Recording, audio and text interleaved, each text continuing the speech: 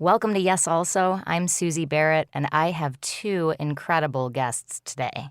Beardsley and Zac Oyama are both individually comedic geniuses and great improvisers, but they also work together a lot, so I thought it would be fun to have them on together. If you watch Dropout at all, you know them well. They're on shows like Game Changer and Very Important People and Dimension 20. And in the improv world, they're both a big part of the LA scene. They trained at UCB, spent a lot of time bouncing around on various indie teams and Herald teams, and they landed together on the same team called Yeti, which is now a UCB house team and does regular shows at the Elysian Theater. There's so much good stuff in here, but the best part was listening to them break down each other's comedy and talk about what makes them laugh about the other person, and they are truly hilarious, as you will hear. Because we have two guests, we have double the Instagram photos, so head over there to see photos of both Allie and Zach's journeys. That's at Yes Also Pod. And if you like what you hear here, here, tell a friend, post it, share it. We appreciate the support. All right, here's Allie and Zach. Hi, Allie and Zach. Thanks for being here. Hi. Oh, thanks for having us. You guys ready to chat prov? I would love to. Let's chat prov, Dad. Prov, dude. I was trying to call you dude, but you turn into dad. My dad. Hey, my dad. My dad. You two both play on Yeti, which is a notable, famous team at this point. Famous. It used to be UCB Herald team. Now you play as a house team, and you also do a regular set at the Elysian. Mm-hmm. There's such good team chemistry. The team has its own sort of voice, or there's just a vibe of you all just constantly try, almost like you're trying to crack each other up, or you're playing for each other on stage rather than to try to almost. It's like the audience is secondary. Mm-hmm. And I love that vibe. It's so playful. There's almost like a mischievous feeling to it, but also but not in a way that feels reckless or it's not immature. It's just like you respect each other so much, and I can tell that you're enjoying each other while you play. Do you feel that from the inside? Yes. Yeah, totally. I think we all have different like strengths. So some of us can get really like rambunctious and like knock everything off the track, but with enough like faith that someone is on the back line being like, great, I know what I'll walk on to like bring this back together to kind of like highlight something.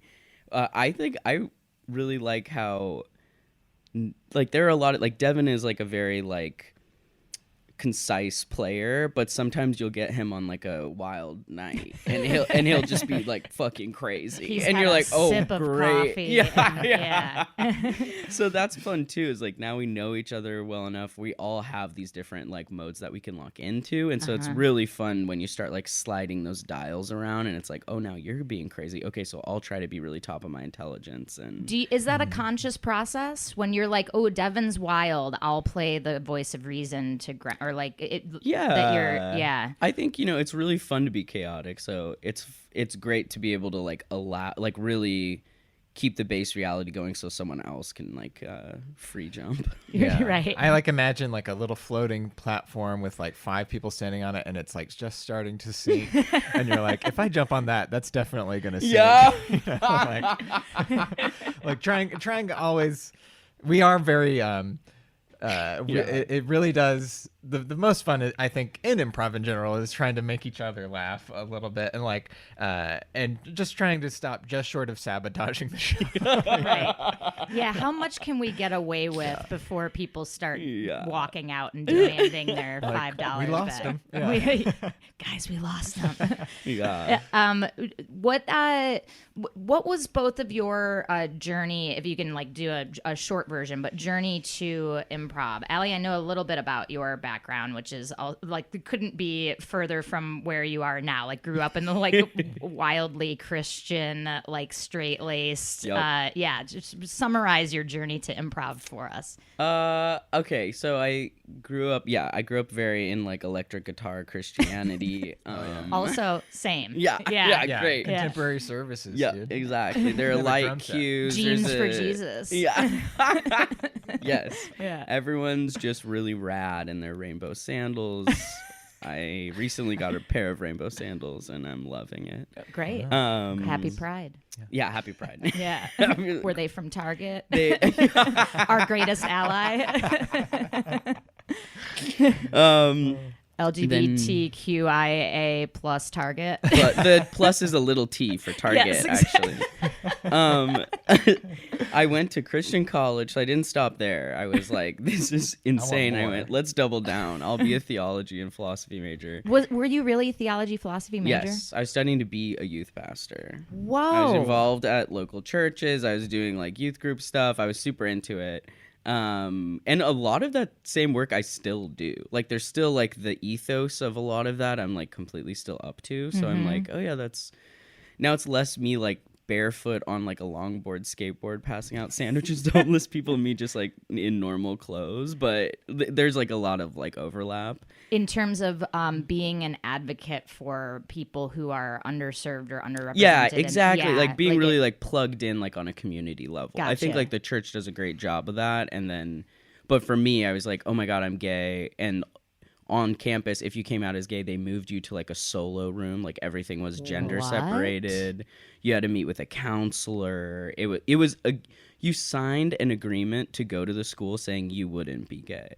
It was called a covenant. Whoa. Yes. So it was like very, it was very, very like pressure cooker feeling. Yeah. You know? So Whoa. I started doing stand up on campus because with stand up, you can just kind of like say kind of crazy stuff. You can break the say, covenant? I had a dream about kissing my friend. You know, like in it, it's like, oh my gosh, you went there. Oh, that's so wild. And they weren't policing that because it was like in the context of, well, they might be joking. Yeah, exactly. Okay. Exactly. So like you could kind of push the envelope a little bit. And so I really loved stand up and I moved to LA to do stand up. I didn't know that.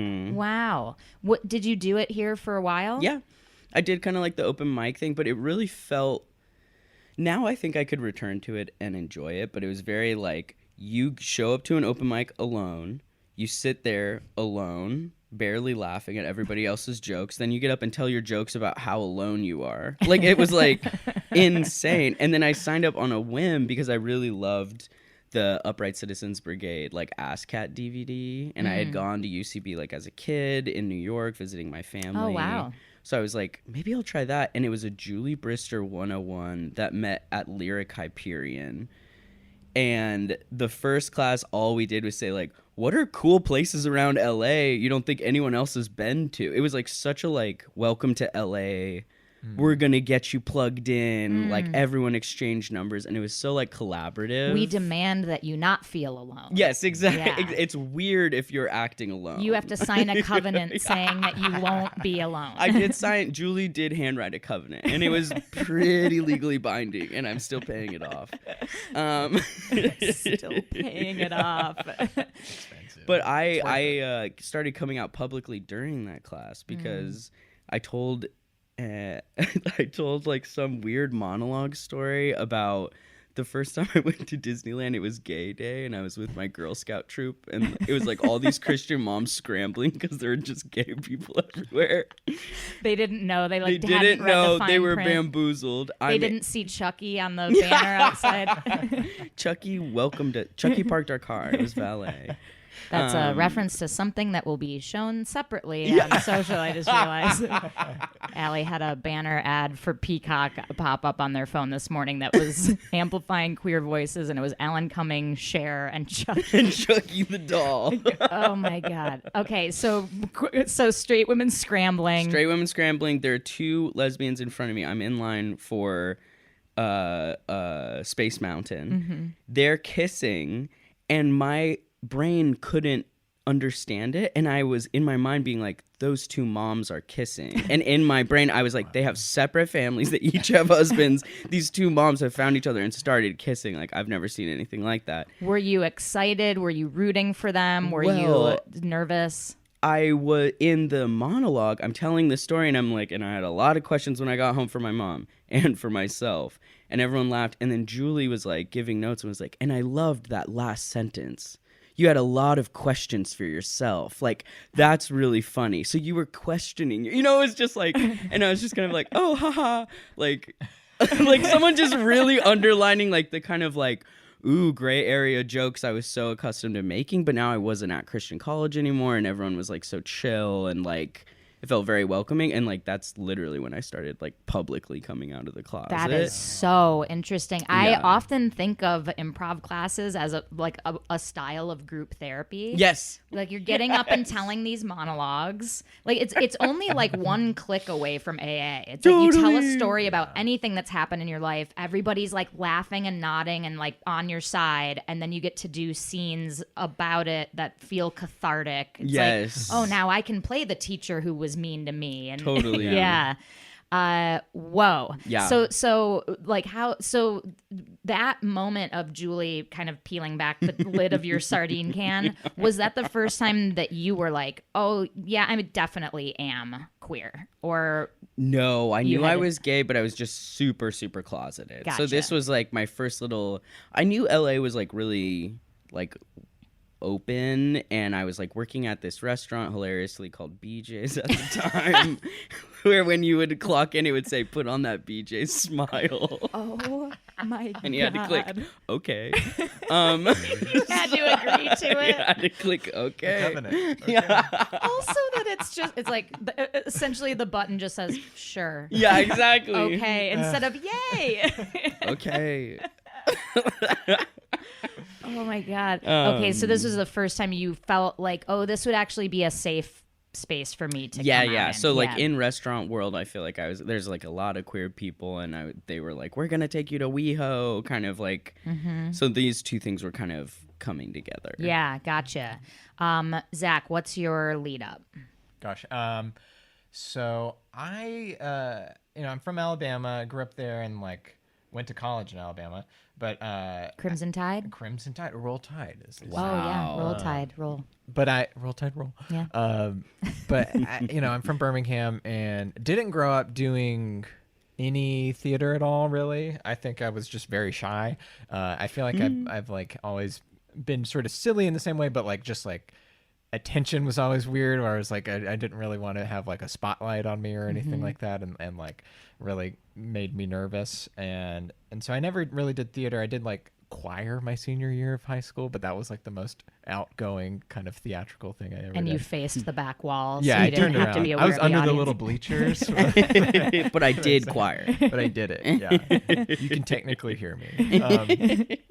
But I was like always interested in it, and then I have two older sisters, and one of them went to college out here and is a writer, and so like I was interested in what she was doing, but I also felt like it's such a leap to move from Alabama to LA or anywhere else, really. I think a lot of people tend to stay close by. Is that what you thought you were going to do, is stay close to home? Or Well, I just like was afraid to say what I wanted to do, kind of like or like label it. Like it felt like just a big choice that I was just nervous to make in that way. a different form Yeah. of being closeted. Yeah, exactly. Essentially, It it's was like, ugh, I can't say that I want to like be. It's just as hard. Just yeah, that's what I'm saying. If not harder, and Target we have to understands. amplify these voices. Yeah. But I was just like really nervous to like say I wanted to do a creative career that wasn't like being a lawyer or a doctor or whatever, because that was kind of drilled into me a little bit. And then when I went to college, like Alabama has this, at the time it was called telecommunication and film was the degree. It sounded really outdated and old, kind of, because it was. And Landlines and Yeah. and media today. yeah, it was. We have the idea of a satellite dish. I majored in the idea of a satellite dish. Where learned some, but yeah, when I was there, it felt like doing that was at least some kind of degree that my parents would be okay with, and somehow like that would help with. It was a poorly thought out plan, but from there I got to like. My brother-in-law happened to be. I'm sort of a nepo baby in that my brother-in-law was shooting a movie in Georgia where I was able to like go and intern on it for the last credit I needed for college. Oh, cool. And so I got to see like what a real movie set was like. And then when I graduated, I worked as a post-production PA on that movie. And working on that movie, met a bunch of people and met Jordan and Keegan from Key and Peele, Of course. who then were like making a show that was like gonna be some funny sketch show, and I love saying Jordan and Keegan from Key and Peele. Yes.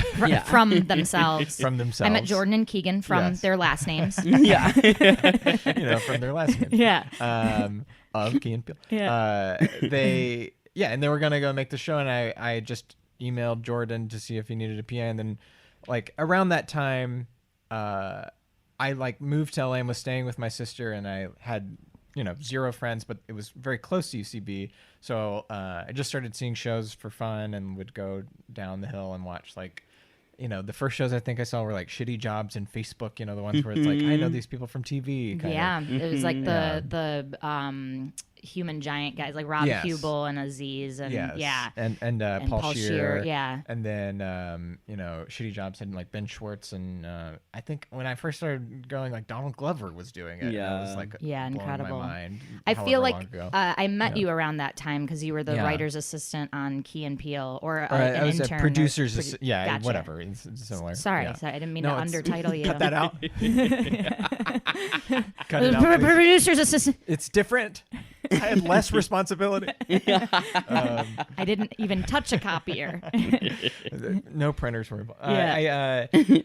So like, it was just really a way to meet people. Like my sister actually took an improv class and was like, "It's not that scary. You should." And and just like took an intensive with Brian Finkelstein, and he was, like a very funny dark cloud that like I learned from, and then I took his 201, and then eventually like started like 401 with Julie Brister was also like a formative like shift for me. Julie Brister is great. And in what way did Julie shift you? Well, I think I was still, for the first like 4 improv classes I took, very nervous and scared, and I think like I think certain teaching styles, when you're that kind of like, maybe don't work for certain people. And I think that there were some times where I was like, well, I don't think I like, Julie's approach was just very nurturing and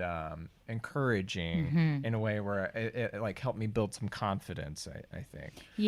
Julie has a way of teaching where it's like it's about the present experience more than about achieving some improv goal. Right. It's not about the destination. It's like, hey, let's enjoy our journey together. It feels more like summer camp or something. Meets you where you're at too, in this way that isn't like, hey, come here where you'll be good. It's like, oh, exactly where are you right now? Here are the things that are good. Like very it's really positive. I felt that way too. Right. But that, I think that was around like things started locking in a little more for me, and and I've been doing improv since. So when did you tip over into like, I'm gonna do this? Because you're both basically professional improvisers now, like, which is incredible. Wild. To make a living doing this. Like when did you tilt into like, oh, this is my identity, I'm gonna do this and I can do it, and it's not I think that took a really long time for me, and I think it wasn't well into like, I think with improv it's so strange because for so long it wasn't a job. It felt like a thing you would do for free and actively pay money to do. I'm still in both of those categories. Never make a dollar doing it, and like I think I feel like, and maybe I'm speaking for both of us when I say like, I feel like we really backed into a way where it was like, oh, I guess we are making money doing this in a strange way. Totally. But mostly I always thought like, well, I'll be a writer and this is the thing I'll do for fun as like a kind of a performance outlet. Right. It is a great supplement to like when you're not at home writing. It's like a spring that feeds that well a little bit. Like I find anyway. Totally. They complement each other so well. Writing can be lonely if you don't have a writing partner, or even if you do have a writing partner, it's a little insular. Totally. Writing can feel like so linear in this way where you're like, and then what's the beginning, what's the middle, what's the end, and then improv is just such a fun time to like go out in so many different directions. Clean wipe. Ooh. Why did you hate that microphone? Clean open wipe. hands. Can we get that clean? Can we get that clean wipe? Clean wipe. and like just start a whole new idea. Like it's just very playful. I feel like it's such a fun Yeah. different gear.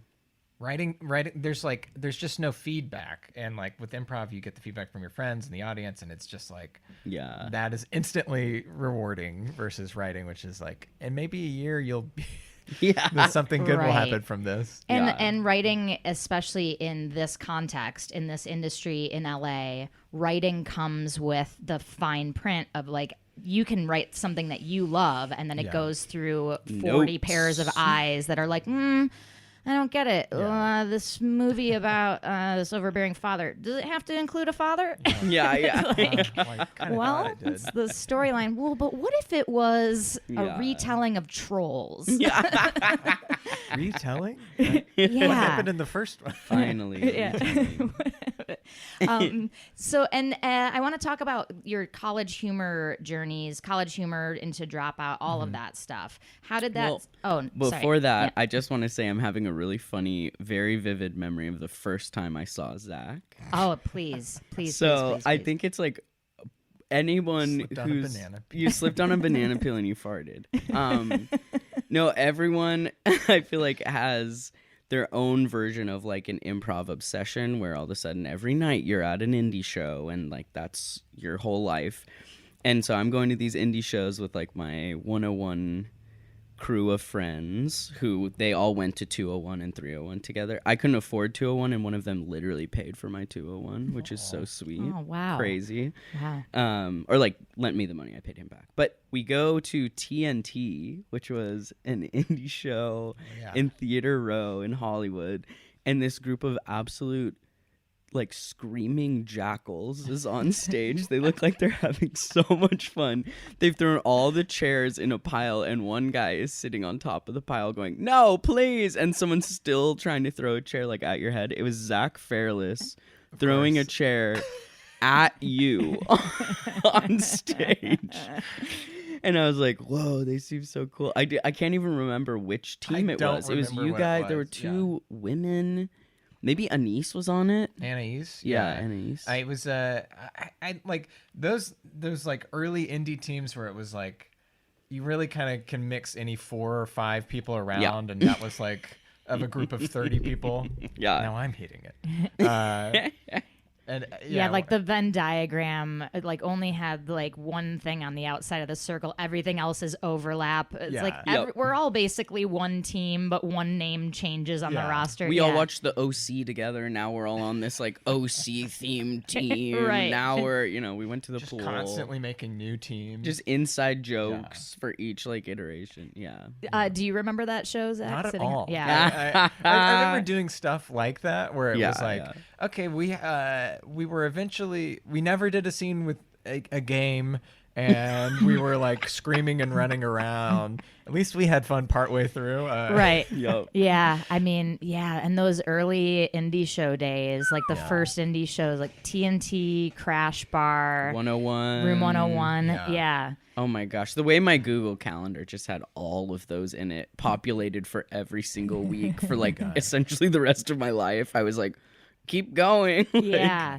Let's pause it and take this tangent for a second, and then we'll get to the TV stuff and College Humor and everything. But what was like, do you both have a experience of a first indie team where you really felt like you were on the same wavelength with people, or something that kind of elevated improv for you, or where you felt like your voice was really emerging, or am I just projecting this on you because I want there to be an answer like that? Be honest. If that never happened, that's fine. Yeah, I very cleanly had one like indie team. It was that 101 group. We all met in Julie Brister. Then a couple people added in Todd Fasson's 201. And it was called like ASL maybe. They're all such bad names. Yeah. Or Secrets we also had. But I remember. We someone found out that there was a room where you could get stage time all the way in on UCLA's campus. Oh my god. And we drove over there, which is like in zero traffic, like on the best of days, like 35 minutes away from it was UCB. a solid hour and a half because the show was at 6. Yeah, traffic is a nightmare in that part. Yeah. We get there, we're all like downing iced coffees. We're so nervous. We're doing all our warm-ups in the back, and we get on stage. There were probably like 7 people in the audience, and we all felt like we were like gonna die. And for some reason, in the very last second, I decided instead of getting a word to go off of, I was like, hey, we're ASL, and all we need is the name of the most popular girl at your high school. Because I was like, oh, you know what this needs is a joke up top. And then we got like Heather or something. And then we were like, okay. And everyone goes to the back line and everyone's looking at me like, hey, bud, what the fuck was that? We can't do anything that we've practiced. Yeah, all we need is a suggestion of something that has 0 connotations or anything to inspire any ideas. Yeah. They'll all be kind of the same thing. Yeah. All we need is someone to shout either yes or no. Yeah, exactly. Oh, okay. That's so funny. Hey, bud. Hey, what was that? Did either of you have like kind of a or even if it wasn't indie team related, like some elevating period of time in your improv where you were like, this is clicking, I feel like myself now, I like doing this and I'm not like in my head about it? I think like when I first was doing classes and stuff, I think it took a while from like in my first few classes, I wasn't like buddy with like it didn't feel like the groups really clicked in the same way that some classes do. But around that 401 with Julie Brister, I met a lot of like people that were basically still friends with, and like so it's Julie Brister. It's Julie Brister she makes you be friends. She makes your life better. And I don't want to put too much pressure on Julie, but Julie will save you from everything that's ever happened. No, but around then I like had was doing a couple of practice groups here and there, but it's more of the same story. But then my friend's team, Hugs, that had like a bunch of buds on it. They asked me to be on their team, and then that was like, oh, we all like kind of think the same things are funny versus like this is just a hot actor that decided to do a practice group. Like, this is a stunning group of triplets. Let's make a fictitious practice group right now that's all like archetypes from our classes. Oh my god, that's so there's the funny, like the hot actor model. Yeah. I feel like that there's like sometimes there's almost like a crypto adjacent feeling guy. Yes. That's like you weirdly you're like have a Dodge Charger and like and you're like you have a very strong sense of what's funny and isn't. You're not necessarily funny. Right. But you're very like that wasn't good, about things. Yeah, totally. Someone who always arrives 20 minutes late, but with like a fresh frappuccino in their hand. Yeah. Like, you had time to get that. Like, are you committed to this? I feel like the like librarian, like dyed hair, super ally, very sweet woman. Yes, is there. She's like, there, and we love her. Very, very involved politically. Yeah, and is here she has her canvas tote that she's repaired with patches. Yep. Yeah. I feel like there's kind of like a grouchy person sometimes, For and sure. they are really funny. But what you like have to kind of be like, oh, they're gonna say some mean stuff along the way. It's a little grandpa. Yeah. Well, the totally, PC police. What? I can't say that. Every now and then you're like, oh, so hey, we don't want that to be the voice of this team. Yeah. Sorry, I tell it like it is. Yeah. And what about like a guy who's like older, who every time he gets up to tell a personal monologue, it's like, wait, you also had that career? Yes. He's on his like my 10th gosh. career. When I was a CPA in Right. Tallahassee. In Tallahassee, Like, yeah. I thought you were from North Cal. Yeah, I am. So I was working at the embassy in Munich and doing some paperwork for my buddy who worked out there. And How old were you? what the fuck? Yeah, the secret police were all over us at the time. You know, this was like pre-wall falling. I've seen his apartment. It's really bad. I don't know what happened. He's bad at saving. Cool. So let's move into college humor world. Did you both get hired around the same time, and how did that happen? No. I was hired. Well, along the UCB stuff, I got on Mod first, writing for a sketch team. That was like my first success at UCB. It took a while to get on a Herald team, but after being on Mod for a year, I think the AD was able to suggest some people for CollegeHumor, like to do a packet for it, because CollegeHumor was like hiring, and they had been in New York, but they had just started working in LA making sketches and stuff, and I got to submit for that. And through that was able to like interview for the job. And I think what was hard, like touch and go for a second, was that I had no like reel or any like, because it was a sketch writing / we would be in the sketches, like so it was like kind of a cast member role. And so that was a little.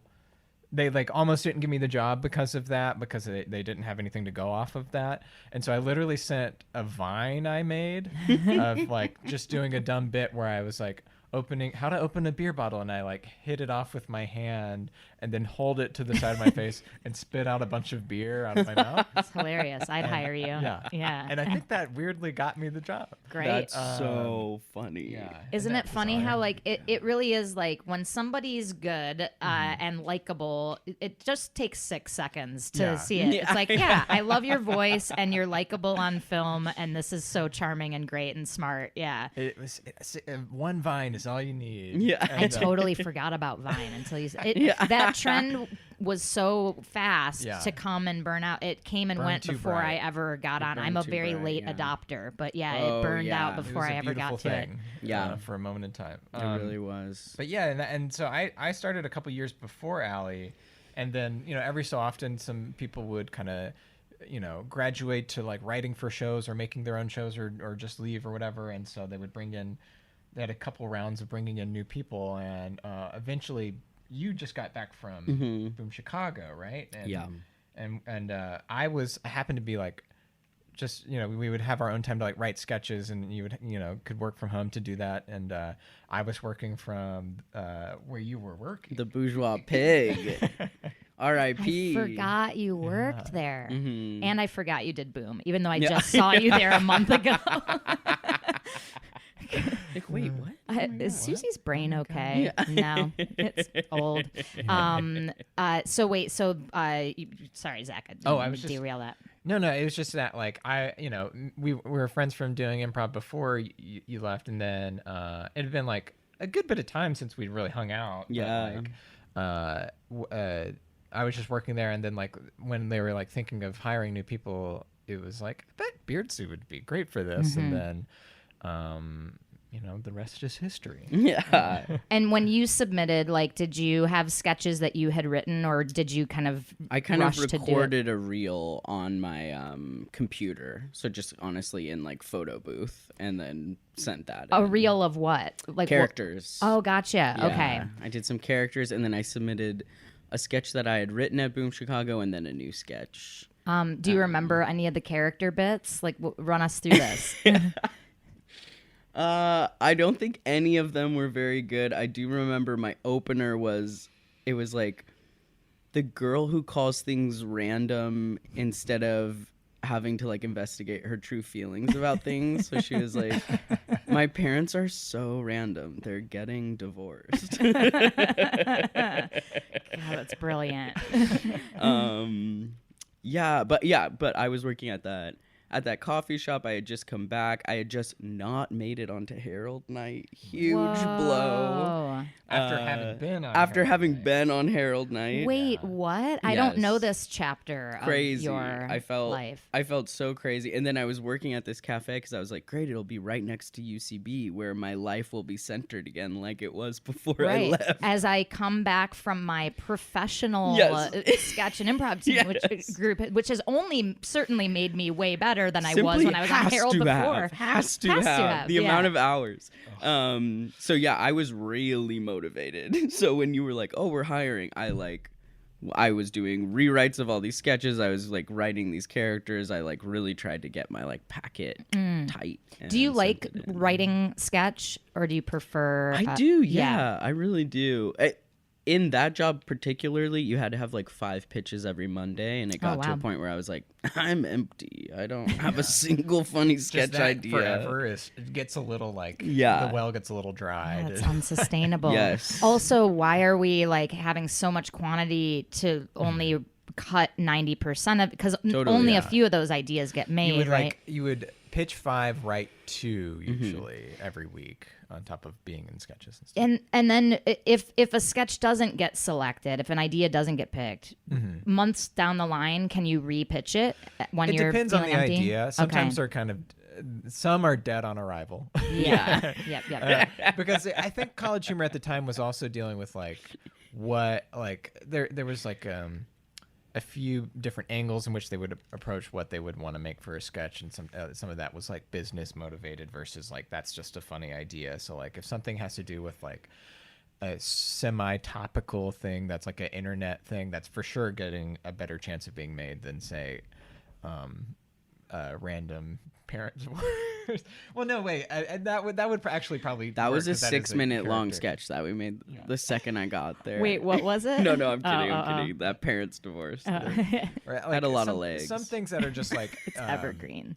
they don't have to do, like you would have like the guy who is blank kind of was the format for those, but usually if they weren't as topical, it would be harder to make. I Yeah. think. Yeah, gotcha. Yeah, I mean, it's got to be relevant based on the meme of the day. But it right? can't be Exactly. too relevant, because then by the time we make it, edit it, and it comes out, people Yeah. will be like, we don't know what color the dress is. Like, this, you seem so old. Right. Like, That was a good point. Like, cause like I think Funny or Die and a few other places were quicker, and it would take a like true month was the quickest a sketch would come out. Oh, so it'd be, why- like, sort of topical. Why kind of would it thing. take so long? I think it was just the production cycle was that, and like I don't think that the focus was necessarily being first usually, unless it was like every now and then a thing would come out that was super topical that they would like That push they'd push forward through, to, yeah. to react and try to be at least on top of it, but mostly it was just like kind of what are people talking about, Right. you know? And this was what, like around like 2010, Like 2015 was 2015. when or 26. I think I started at 2015. Gotcha. Yeah. And then I came in 2017. Yeah. I think. I mean, it's wild. Yeah. Oh my god. Yeah. Oh my god. I'm parsing out the years here because it just, even to say like, yeah, it would take a month sounds so insanely long and slow now. Yeah. Just things move so much. The way like TikToks are made in Totally. like a day, Instantly, and it like yeah. whips through like one topic in a week, and you Yeah. barely have time to process it, and then you're on to the next one. Yeah. Know Your Meme gets a lot of traffic from this gal who's like, well, why are people saying that? What is that a meme? Yeah, like Snopes and meme discovery are basically the same in my. It's like, is this real or is this a joke? Is this Yeah. slang or is So this an insult or what is this? Yeah, It's so hard to keep so up. funny. Yeah. talk about it. we're losing. Yeah, tell me about it. Do you feel like you both have a sense of like your specific voice as a writer or as a comedian, as an improviser, or are you? Is it broader than that? And it's like, I find stuff funny. I think it's hard for me to like pin down, like, I think if I were to write the log line of what my voice is, it would be, I would just constantly be rewriting that, because I think I have some territory that I think is funny. Like I'm really, I love Mr. Bean. I love this kind of physical kind of stuff. And as like a sketch writer, I think I was very informed by like working on Key and Peele, and like I do think a lot can be successful with like what is unsaid coupled with like a human reaction and emotion. I feel like I think for sketch, I feel like it has to come with like a reaction that you as a person should understand as well, or to understand why someone is doing something crazy or weird or whatever. Like, and The empathy of absurdity, or the Yeah. grounding it with a reason. yeah, and then just getting pretty absurd from there, and like going, really stupid from there. Yeah. So that's my log line. I would venture to say that you're a funnier version of Mr. Bean. You do a lot of physical stuff on TikTok that I love. I have never personally found Mr. Bean funny in my life. Take me to comedy jail. But what makes him not funny to me is like the mugginess while it's happening. Yeah. What you do is just as clownish and physical and broad, but you do it all with a completely straight, serious you're not face. telegraphing anything. Nothing. Yeah. You are a guy that this is like normal for, or you're taken. Yeah, it's you are playing like almost like you are the voice of reason character, even though you're tripping on the bucket or whatever. Yeah, exactly. Yeah. I really like the idea of like a sketch centering around someone who really doesn't know why this is happening to them. Yeah, someone who doesn't know they're the joke. Yes. Yeah, they are the protagonist, even though to us They they're take not. themselves very seriously. Yes. Taking yourself seriously is a great way to say that. Allie, do you have a specific zone or territory that you play in? I do think I think if like in the DNA of what I find funny, it's definitely UCB upbringing, very kind of like smarty, like not overly acted out, kind of like top of your intelligence kind of stuff is very funny to me. Deadpan stuff is very funny to me. But then having Boom Chicago, where if you are not animated enough, it falls so flat because there's like a language barrier. It's an international audience. Like the directors are very like, hey, you need to be presentational. So I like to be able to bring both and really like snap back into one of them. I do think I like a lot of like references. Yeah. Which is the hardest part about going to Boom Chicago, because all of a sudden you're like, and Spencer's gifts. You know, and everyone's kind of like, we have no access to what you're trying to like land your joke on. I remember. Do you guys know who Ryan Goland is? Yeah. Super brilliant dude. I knew him from when we were coming up in Chicago, and then I went and did Boom. And my third year, he was the new hire, one of the new hires. So we got to overlap for a few months, and I was like part of his like learning how to do shows and Welcome to Amsterdam and all that stuff. And I think it was his first or second week there, a Supreme Court justice had died. That was like the big news of the day. And we had like our style of like Weekend Update, whatever the Boom Chicago News. And they were asking for like, can someone do like a desk piece, on this? And Ryan was like, I have something. And he went out and he was like, yes, the Supreme Court Justice so-and-so died, but I want you to know that I, Judge Reinhold, am alive and well and ready to take on any movie roles you have for me. Judge Reinhold's a pretty deep cut reference even in America. Yeah. But I think here he would have gotten like 20% of the audience to like laugh and be like, yeah. And then that would make him seem really smart because the other people are like, oh, why don't I get the reference? There it was like less than crickets. Like the crickets stopped and the crickets were like, what? So he's just a different judge? Yeah. But who and why does he want movie roles? Why did he stop talking? And he came off stage and like immediately knew, and he's like, well, did I just learn the hard way that I can't use any reference? I was like, yeah, welcome to Amsterdam, international audience. But Allie, you have like this like uniquely next level superpower where your specifics that you recall in scenes are so specific, so what no one else would ever make or think of. Whoa. and it's like a machine gun of them. Like you can drop like 8 nouns in a scene that I haven't heard since I was like 10 years old or something. Yeah, crazy. It's wild. That's crazy. I want to ask you about that because like I have that experience a lot. We play on PDQ together, and I'll be in a scene with you. You of anyone that I play with make me break the most because you'll be like, what about this? One that happened, and I can't remember the exact wording, but like you instead of just being like, yeah, I have to go. Can you do this or whatever? You're like, I gotta go take advantage of the Panera bread bowl, snatch them while you can deal or what. You had it was clearly like you knew the marketing lingo that Panera was using this week. Like, what I want to ask you is. Do you watch a lot of like regular TV? Are you out in the suburbs a lot? Where are you filling this reference bank from? I have no idea. You don't. I really have no idea. They just stick in there and they stay. Velcro brain. Yeah. Yeah. I love it so much because it is often like a somewhat mundane thing that Yes.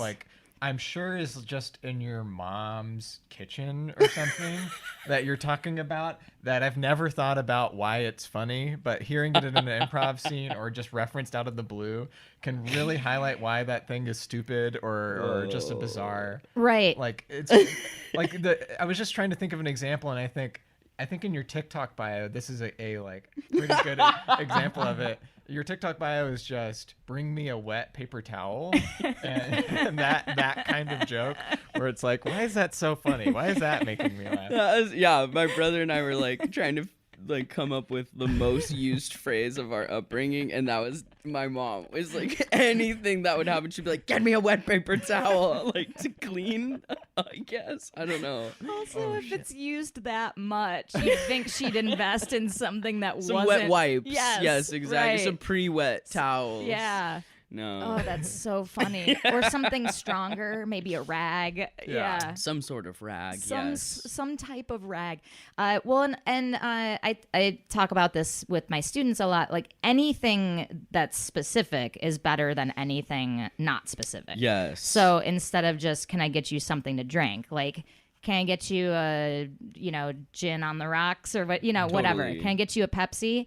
Like, oh, this is a character that has a fridge full of Pepsis, you know? We have something to play off. Right. Yeah. And you are so good. You with no delay, your brain is just primed for replace. It's like a find and replace of all generic nouns into specific ones. Wow. So instead of like, it's pasta night tonight, you'll be like, yeah, it's elbow mac and ragu. Yeah. Like it's so evocative. It says so much about the character. And then you're so good at once you go down that road, knowing everything else that's in this character's pockets, It makes me think of like in Zelda, or like when you like go into a new area and the map just goes and you just know that much more about the character. Oh my God. Where like for me, I'll be like, I'll have a Coke, and I know I drink a Coke, and I guess I'm a guy who drinks a Coke, and then you will be like, I'll have a Diet Shasta Cola in a glass, a tumbler glass. And then It's like, oh, that lady okay, smokes yeah. Capris. Yeah, that lady smokes Capris. For sure. Oh, that's so... Yeah, and my favorite thing is to like pimp you into playing like Christian youth, like in that world, because then the specifics start firing on a different cylinder. Yeah. Oh, we've got lots of those in there. Lots of those, and a lot of the same songs we learned. Yup. Yeah. Yup. Our God is an awesome God. He reigns. From heaven above. Yeah. Oh. I grew up in Alabama. Okay. All right. So college humor evolves and becomes Dropout, and you both stay on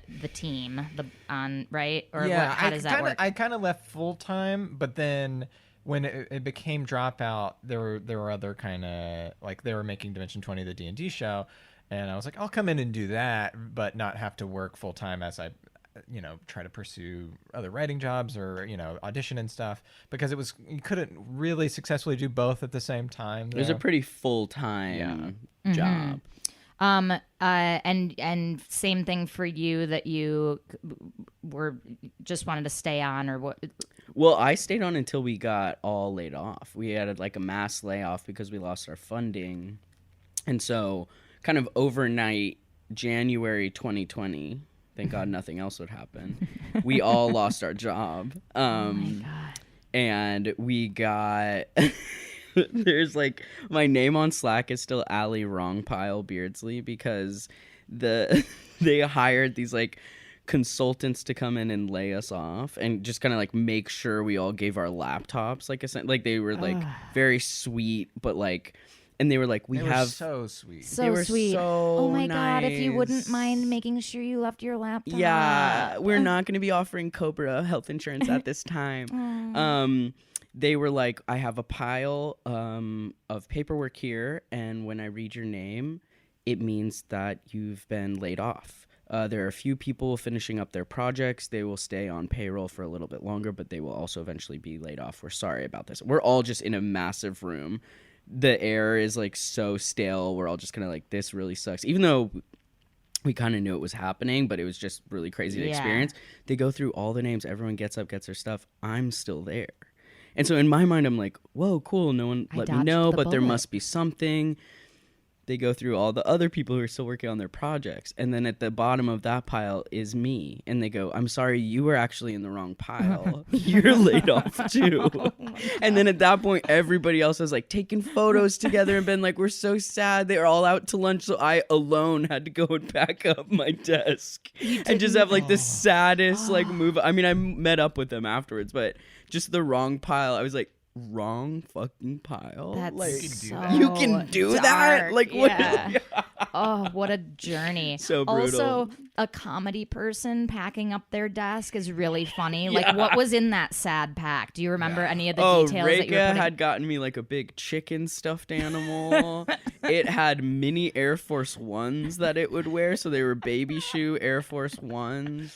So much crazy shit. So many like things I really never worn. Chicken baby shoe never worn. Yeah, the sad music, the tear rolling down, and you're grabbing like a caveman bone. Yeah, and, like, Shattering teeth. shattered teeth, a hand buzzer, Yeah, a totally. whoopee cushion. Yeah. But you came back, like you're just like not writing on. They don't have they have very few full-time employees now. Gotcha. Now they're much more kind of like gun for hire. Yeah, and it like it slowly built back up, and it was like that from that spot. I feel like it weirdly became more popular in a strange way, like in a way that I don't know how many people were expecting that after a mass layoff for things to be suddenly gain traction in that way. Do you think that's because of the timing? Like 2020 hit and people were trapped inside watching a lot more internet? I 100% believe that. Yeah. I think that, and I think like a lot of people probably discovered it through like TikTok and other things like that, where there are these new social things that would draw people to Dropout. And, Yeah. Some of the stuff we made too, like speaking of like notes and stuff, we didn't have to do like network notes or like really like like tried and true character archetypes. So we just really did have like pretty new weird characters, really like heart-driven, interesting dramas, like a lot of storylines that hadn't been necessarily seen before. And so I think especially in like such an isolating thing like the pandemic, it wasn't just like a really big library of like hours spent, although we had that too, which was great for people to pass time, but you were like actually feeling something. You were feeling like some kind of connection. And especially like I think D20 is so collaborative that it's like listening to a podcast, but like with so many more voices and a lot more like give and take. And since we were like comedians, we were able to like, I think like listening to a podcast with 7 people on it might be hell on earth for 3 hours at a time, you know? Yeah, without some sort of guide rail. Yeah. So we had the guide rails of D&D and Describe. I haven't listened to this show yet. I need to, but describe the format for me.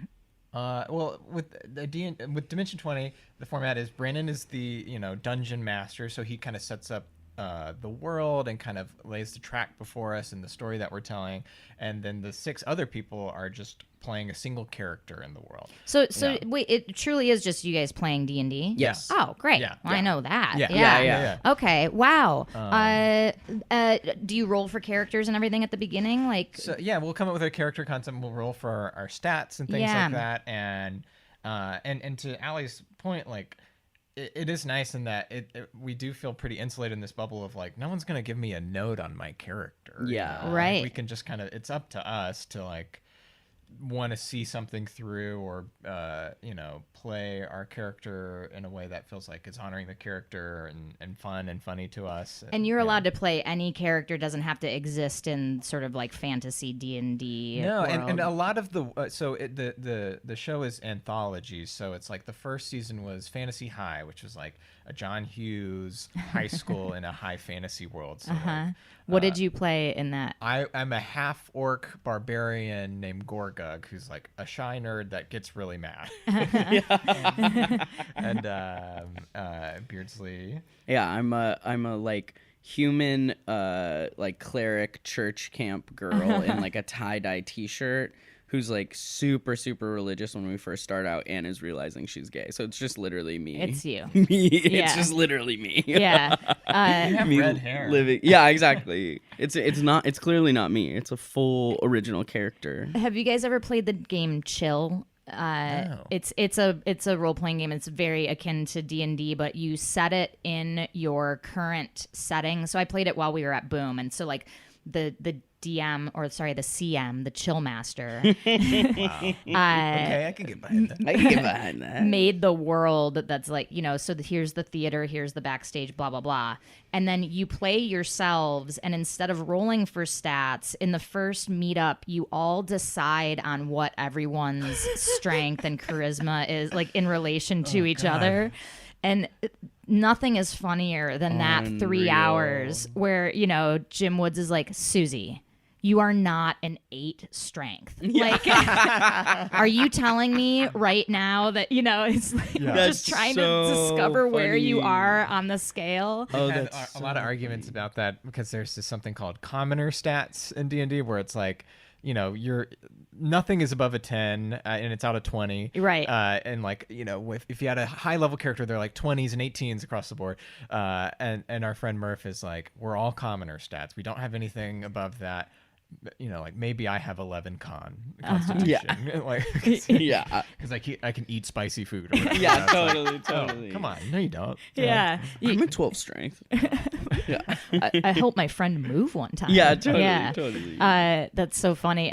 My favorite character in D&D that I ever played was I accidentally rolled. All rolls are accidental. Yeah. But surprisingly rolled a perfect 1 for charisma. Yes.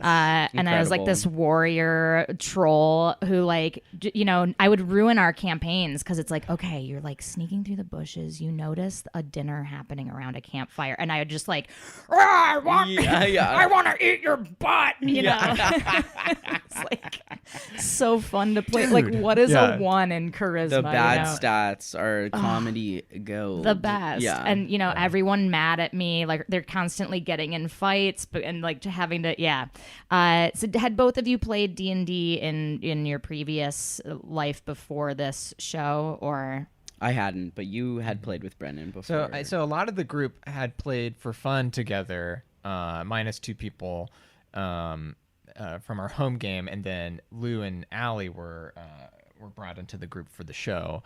And Brennan, I met at I think Siobhan's birthday party, and they were like, we're just like kind of backed up into a conversation, people talking about we should play sometime, and then Brennan taught us how to play, and it was so fun because it was like, it is such a thing that I feel like I would have loved as a kid. I would have loved to Same. play it, but like just never really knew what it was, or like had an introduction to it, and got very lucky in that like Brendan is like, I would think, one of the best people in the world doing it, and so Yeah. like to have that Totally. person just kind of show you what it is. well, and- to have anyone in your life who, as an adult, who wants to spend the time to be a DM, Yes. is a gift. Yes. Like I was lucky that Jim Woods in my Boom Chicago experience was like, yeah, I'll do that. Like, and at Boom you have so much free time. He was like, yeah, I'll spend a weekend and use this graph Totally. paper to decide the layout of these dungeons. And oh yeah. my god, so sick. But yeah, it is like, it's improv heaven. Yeah. I remember when I was a kid, my brothers were big players. This was like the 80s. My brothers were basically the kids from Stranger Things. Like that was our basement. Yeah. That was them with their friends. And I was the little sister who like wasn't allowed down there. They were oh doing my D&D stuff.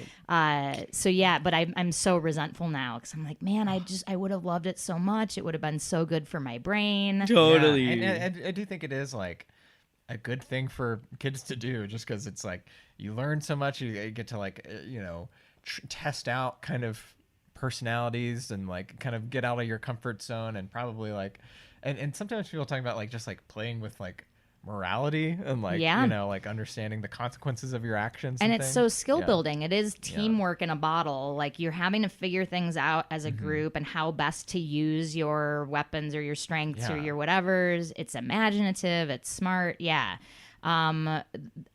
either of you have a favorite moment that's happened during a campaign so far, or like something that that was a delightful like surprise that elicited a cheer or something? Gosh, we played like so much D&D So at this point. much. There's like we've done like a million. I feel like legitimately have done 6 or 7 like 20 episode campaigns on top of other little side quests and things. That's so a like, million. Yeah, it feels like a million. yeah, it is. And so when I think of that question, I always think about how like Allie has these really poetic roles, like in really high stakes story moments where like, okay, you need to roll a nat 20 for this to be anything. Beardsley will just more like has an insanely high hit rate of like making these dramatic moments like work with your insane like always showing roles. up with the perfect role. And I think like and I think you actually have more 20s than me. Someone broke it down. oh. But they Not are when just it these kind counts. of linchpin, I think one that I would say is a spoiler for the first season that we did of Fantasy High, just to go back. I think it set this trend up, was that we were fighting this big bad guy, this sort of dragon character at the end of the first season. And the battle was bad. Like our asses handed to I think us. several people were down, and anyone who could heal anyone was down. Yeah. And it was like sort of like, so are we just gonna die and this is over? And Beardsley rolled the nat 20 to come back up with 1 health. I said, Brennan, if I can roll a 20, will you let me get back up? And And we're all you just were the like cleric, so you beleaguered. can heal other people. Yeah. Exactly. And he was like, sure. And this was And like then I rolled a 20. We were like, what? Like, it just like infused so much more energy. Yeah. Are you in the middle of a season now, or are you in between seasons? we're in between them right now. Anything you can tease without giving too much away that will be about the next season? We don't really know what it's going to be yet. It's so in the like infancy of the idea stages that I wish I could even tease a fun thing that would be like, but it's so I wish I had something better. But do you have anything for the Never Stop Blowing Up or anything? Oh yeah, totally. You're in a side quest that's we had a side quest where the premise was, let's get like some of the most chaotic players that we can all in one, and the premise is kind of like action movie D&D. Great. So it's like a mini limited run. It's going to be me, Waisaki, who's on Yeti, Reika, Ifiwadiwe, Alex, and Izzy.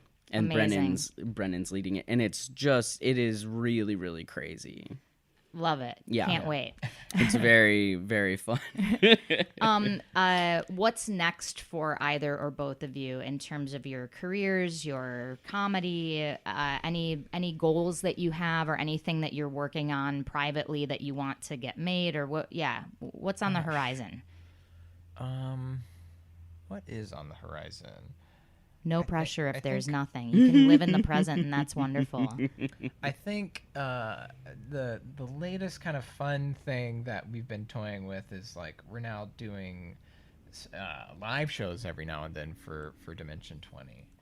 Nice. And I think that has been like a very cool, like from the perspective of starting improv and doing shows where no one is there to like we're getting to do these like very large audiences that it is truly surreal, and I think we're gonna start doing that, I don't want to say often, but like that we have a few shows that we're trying to figure out, and I Cool. think that would be Well, if you really need fun. an intern, I'll polish the dice in between. Please. Yeah, roles. great. They're so dusty. Get them Thank you so much. slippery, please. Slippery. Hand me a wet paper towel. Yeah. Get a wet paper towel. Get a for wet these paper towel. dice. And what about you, Beardsley? I've been recently thinking that I would love to teach a little bit more improv. So I'm like, oh yeah, that could be like really fun to like plug in back into the LA comedy world that way. I did like a kind of like a Herald prep workshop, a few of those a couple cycles ago for UCB Herald. And that was just like really fun to meet like all the people entering kind of It's the great, Herald right? world. Yeah, it was really Yeah. fun. And that was just such a big part of my life. And I also remember, I don't know if you would do this again, but those scavenger hunts were so Oh my fun. I have to nerdily correct you. Not scavenger hunts, treasure hunts. Oh my god. Oh my god. And the distinction is in a scavenger hunt, as scavenge is the verb, you're given a list of things to find, and you have to like either photograph them or gather them. Yes. So it'll be like you have to take a picture of a this, a this, a this. In a treasure hunt, your team is solving a clue or a puzzle and figuring out where that will lead you, and then you find another clue or puzzle, and then that unlocks the next. Yes. Much like an Those escape were- room, but spread out over the Yes. city. Yeah, and sometimes physical challenges. Yeah, you guys both So played those, We right? both Yeah. did those. Yeah. One time Yeah, the I Odyssey. helped play test. Oh yeah, Oh, fun. yeah. I loved doing them. You Lot of know, work. it's so much work. Yeah. Truly would take me Yeah. 8 weeks of prep to do. So yeah, time is a crunch. But I think if I charged a little money for it to Totally. like Oh, yeah, pay for my the time, law I think I saving could it. do it again. But I did that 5 years in a row and burned out on locations and stuff that were all kind of in the same area. Yeah. But You could just revamp it whole cloth, I think, right now, because like these totally new generations people. don't know, yeah, totally. right, that's actually not a bad idea. Yeah. Just like go find those old clues, and yeah, those were so fun to do. Yeah. And giant. I mean, at one point it was like we had every Herald and Maude Yep. team. It was like 115 There's players. truly like a call center headquarters. Yeah. Yep. yeah, the It was helpline. Right. Amazing. It was like like coming up, you're kind of like going to Herald Night. You're like, these people are absolute celebrities, and then when you make it onto a team, you're like, these are my peers. And that was like a moment for me of being like, I got invited to this treasure hunt, and like, Yeah. and it's with all these people who are like bigger than celebrities to me, and we're like Oh on my teams God. together. So It's fun. like Yeah. mind blowing. And when everybody, I would assign each team a team color, and then so you expect to see them roll up in like all the white team like all white T-shirts, and like the pink team like all pink T-shirts. The gift for me was like the reminder of what a playful, creative group improvisers are. Watching the cars pull up, and it's like, oh, the white team is wearing hazmat suits. Yes. yeah, And totally. like Team Pink is in like prom dresses, and like just the playfulness. And the, it's so fun. Do you mind doing a few rapid fire questions, improv Yeah. questions? Well, can I Oh. real quick? I just remembered the plug that makes the most sense. For Yeah, this. I was thinking that too, but I was Yeah. like, can we say? I think we could generally Okay. say. Well, first off, we did an improv special that's going to be on Dropout called "From Alley to Zachy." That's us and our friends doing 2 mono scenes. Yeah. Oh, awesome. That was really fun, and I think we're gonna try to take "From Alley to Zachy" on the road. Yeah, And maybe so do we a might- little touring or something Yeah, like so that. we're probably gonna be hitting some different cities with that, with us and a Yeah, couple friends. the When- dream is like a Pacific Northwest or something Yes. like close enough, but Mm-hmm. still like a travel show. Fantastic. Yeah. When can people check the? We're trying internet for that? to maybe set one up for the fall, but we might not. We might be a little late on that, to be honest. But if that doesn't happen, next 2 year, years from now. Yeah. 6 years or whatever. Yeah, I don't know. that doesn't happen. Check I don't know. But 2050. that special should come out, I guess, sometime this fall. Yeah, I think so. Yeah. Awesome. Yeah. That's great. Yeah. Any other plugs? That's all. That's it. All right. Yeah. All right. Let's rapid fire. Okay. Favorite character type to play? Silent weirdo. Silent. So like it never speaks during the scene. Are you in the background of other people's scenes? Yeah. And weirdo in what way? What does that look like? Don't it? Shrugs his shoulders. Yeah. Sorry, audio listeners. Also, you shrug like that extended emoticon that people make out of dashes. And I'm like, I've seen that before. On my keyboard. Yeah. Yeah, I feel really in the pocket when I am like top of my intelligence, acting as crazy as possible. So I think, it's very like, of course I did that. But like, I really love, you asked earlier I'm sorry, this is supposed to be rapid fire, but when it like really like set in for us. And I remember the Clubhouse had like an intensive with Beck. That was like about like building momentum in scenes and like very, very specific pattern work and game work. And I remember that resting the game was huge for me, because with these specifics I would be like and like throwing so much fuel on the fire, but there was like, it was just too much. No time for the audience to catch their breath, Totally. and for the reality to play out. And it's just like, it's almost like when you watch the Olympics, I'm like, there should be one normal person. That was always Jim's thing when we would watch. Yes. He's like, what about just a screen, a picture-in-picture box that shows like a normal person trying to do swim this at the same time. Yeah. Because like everything just gets so inflated. You're like, sure. There's no That was comparison. a perfect dive. Yeah. So it's kind of fun to pump the brakes and be kind of like, not everything has to be this fast. We can get back to normal life, and then that will pop more. Yeah, cool. What's your favorite, so for each other, like what's your favorite character to make Zach play or to see him play, and vice versa? Zach, okay, so many men in improv play women. Their voice is so shrill. They do T-Rex hands. There's a little T-Rex hand. They're kind of like dopey, caring.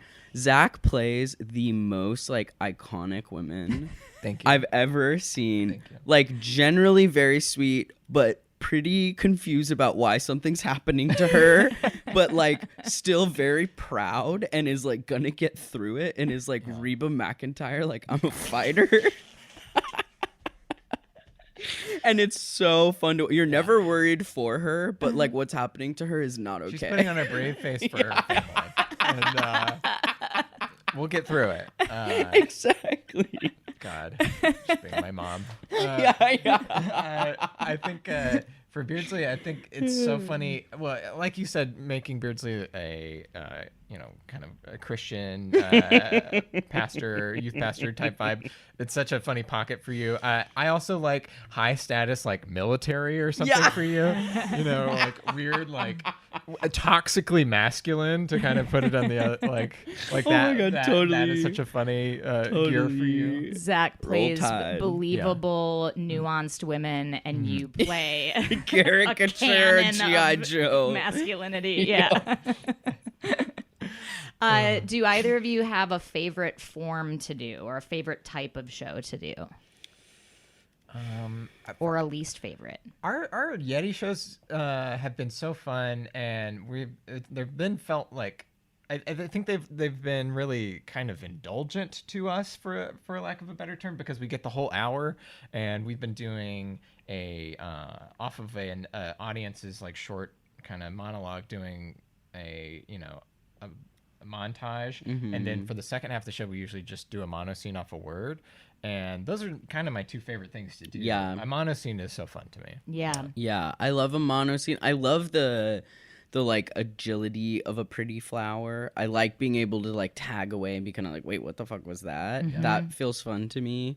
So either of those for sure. Yeah. Gotcha.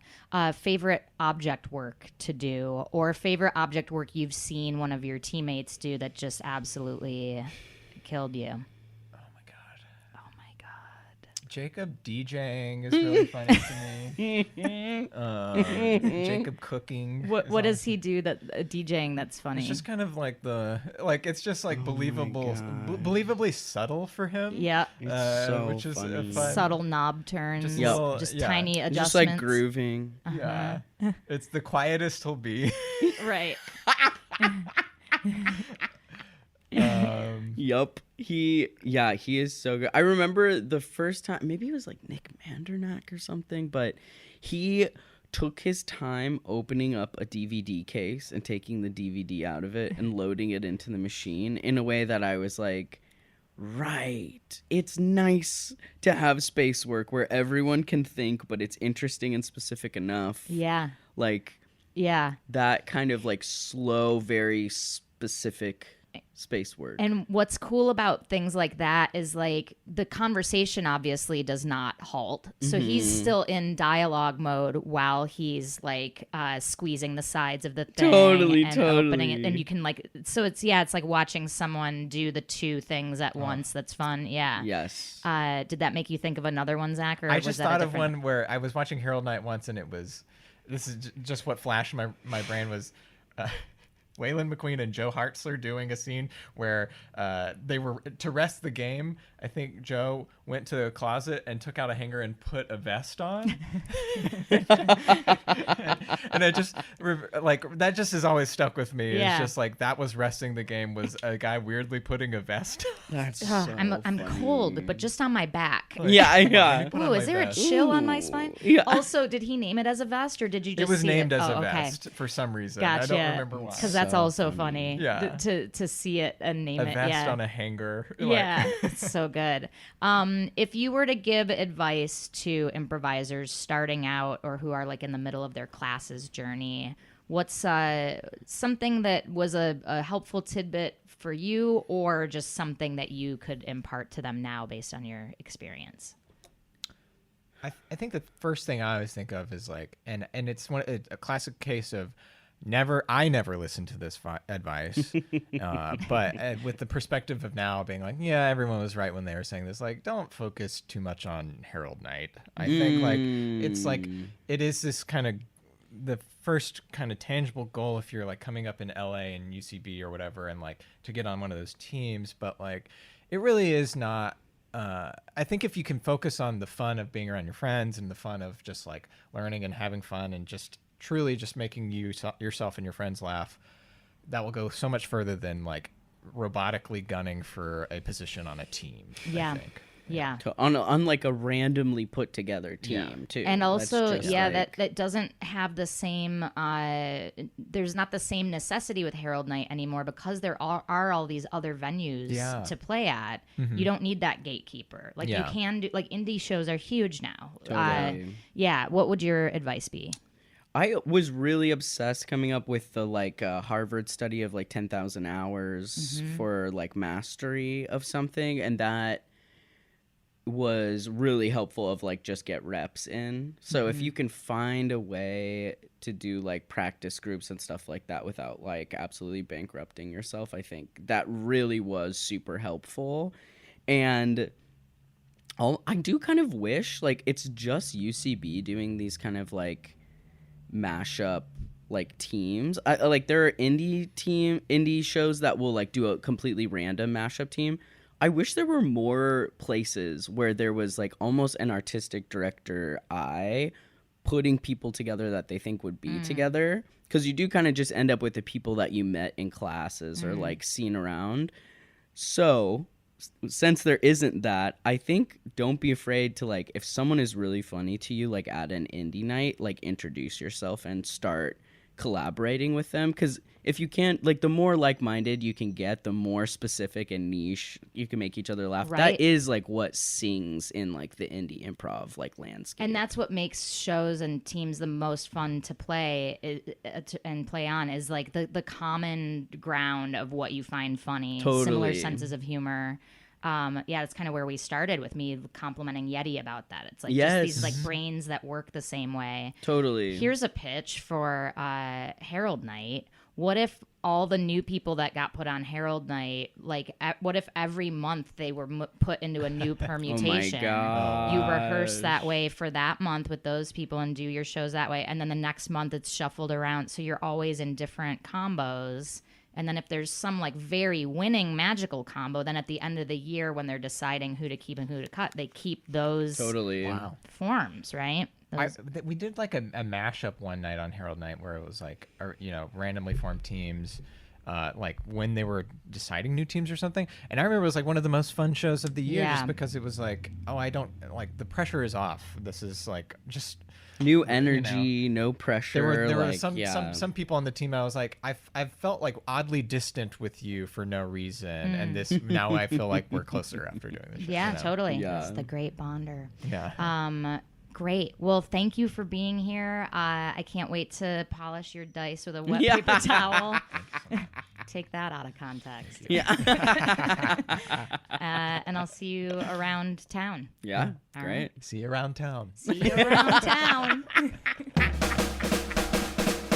If you have a question about improv that you would like me to ask a future guest, email it to yesalsopod@gmail.com and I will get it on the show. If you're a fan of the show, follow us on Instagram @yesalsopod. And please help us out by liking, rating, reviewing, clicking, sending, talking, and blasting us to your improv communities. That will help us out a lot. If you're a theater who would like to host us for a live recording and improv show, let us know at yesalsopod@gmail.com. A huge shout out to Ryan Rosenberg, who produced this thing with his generous help and his unlimited knowledge about all things podcast. Thanks for listening, and we will see you next week. No, we won't, Susie. That's not how podcasts work. They will see. They won't even see us. They will listen to us. So it's actually the opposite of both things you said. Thanks for listening, and you will listen to us next week. Maybe. We don't know.